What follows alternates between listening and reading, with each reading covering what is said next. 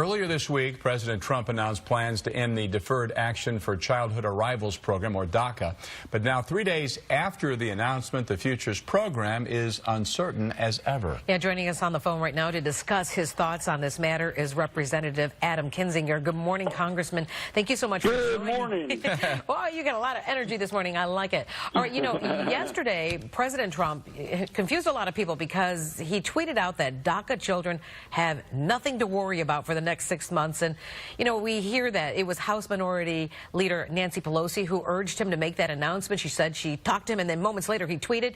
So, you know, it's kind of odd, this little cozy relationship going on between him and her. What are you making of that?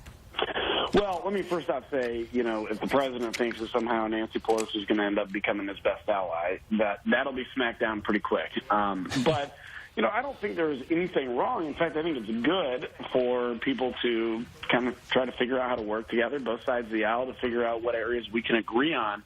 That said, I think DACA, for instance, is one of the areas where there's a lot of people that are pessimistic about Congress getting something done related to DACA. I'm actually pretty optimistic, and you know, I hope this optimism is founded, and I hope it's bore out. But you know, the reality is, you have people that were brought here when they were very young children.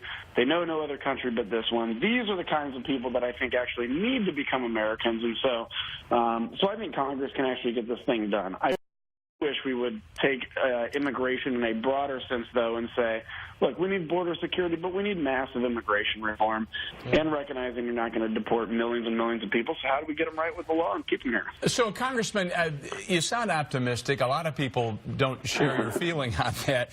But, you know, do you have any sense of what that legislation might look like? I mean, how do you find a spot there that keeps everybody happy? I mean, a lot of people are on one side and others are obviously opposed to it. How do you find a middle ground?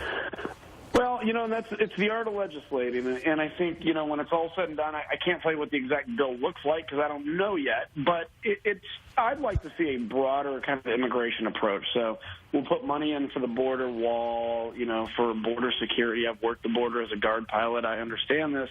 But then also, look, of the millions and millions here, we're not going to deport them all. So I'd love to see a broader approach. Now, that said, broader approaches are typically pretty hard in Congress. So even if we just say, okay, those that registered with the DACA program, those that are eligible for the DACA program, you can register and get legal status, get in the back of the line for citizenship, you know, behind people that have been doing it the right way.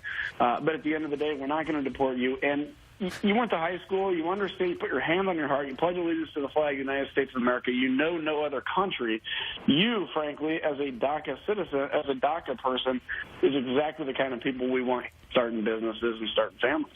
Okay, well, hey, Congressman, I can't resist. Can you give me a 15-second thought on the president dancing with the Democrats on the debt ceiling issue? You know, it surprised a lot of us. We're concerned because it's going to go right to Christmas when we're going to have to do this all again. You know, I don't know how I'm going to vote on it. It really did surprise a lot of us. So I think it'll kind of bode for what does the future hold here. Okay. Very much, Congressman Adam Kinzinger, for joining us.